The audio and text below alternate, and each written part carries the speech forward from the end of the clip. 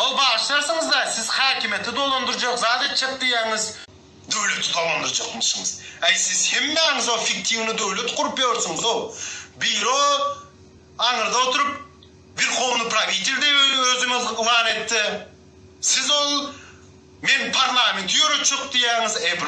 Tövbe estağfurullah ya Rabbim Resulüm. Huday saklasın siz ya liderlerden de. Huday saklasın. Şu korumaçılığı işine men alıp baracaktım. Hep men o için parlamentte işleyen adam, içini bilen adam, ya onun kullanımlarını gören adam, tecrübesi var adam. Mestan rahatlığınız ama yok sizin. Derdi ne mi düşünüktü zat var? Ne siz otayda öyle bir konstitusyon ütküdüp özünüze vatandaşlık verdirecek olup zadetçek olsanız onda bağışlarsın o Xitay'da doğulan Xitay'la mı gelip bizim yurdu dolandırıp biler ya Amerika'da doğulan o John mu Bill mi ne mi gelip Türkmenistan'a onda iyi çıkıp biler de. Hem onu etmek kadağın tembol men hukukum o konstitusiyanın içine İslam'ı ütkötmeleri gerekse böyle ya. Açık olsun bir aldığınızı zadınızı koyun o.